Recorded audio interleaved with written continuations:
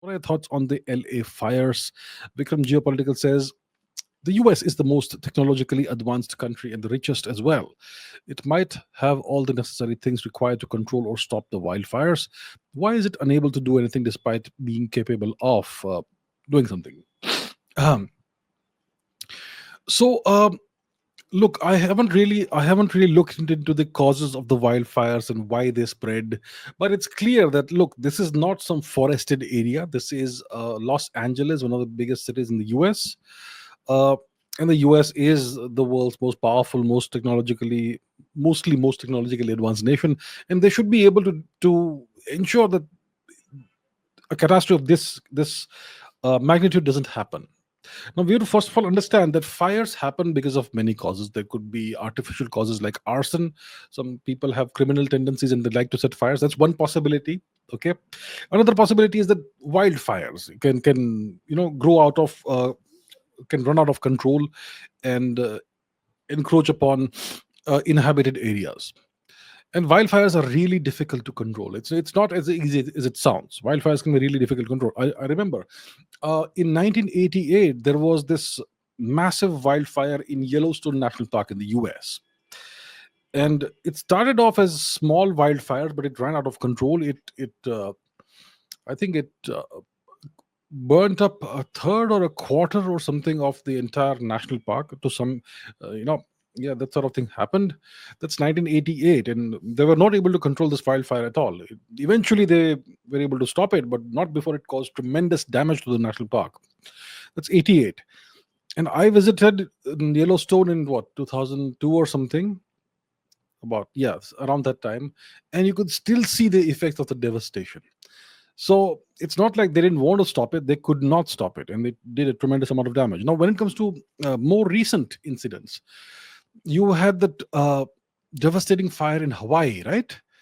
That also was strange, and there have been allegations put out in the US media and in the US, not by us, by the Americans themselves, that it was set on purpose, and the rich people wanted that land, which is like a prime real estate location, but it was but the land was owned by localites who did not want to give it up and that sort of thing.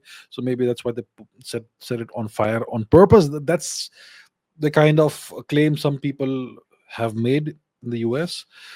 When it comes to this fire in Los Angeles, once again, I'm not sure what the deal is. Apparently, a lot of the people who lost their homes were uninsured. Their insurance was cancelled recently, which is kind of strange and fishy.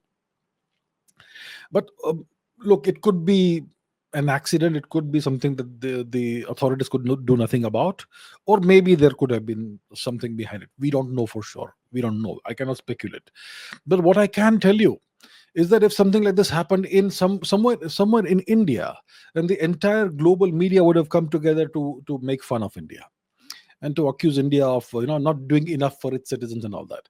But if it happens in the US, it's all hush hush. So that's the kind of double standards you witness in the media, among the netizens on social media, and so on. If it happens in the West, if it happens in the US, nobody will raise any questions. If something similar happens in India, my goodness, everybody's gonna point fingers. I remember we're talking about I think somewhere early in the first half of the 2000s, uh, there was this big flood in Mumbai.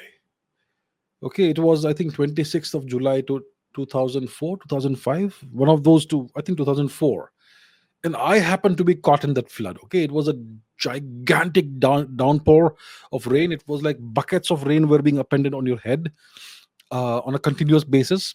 The heaviest rainfall ever recorded anywhere in the world in a 24-hour period, and Mumbai was devastated.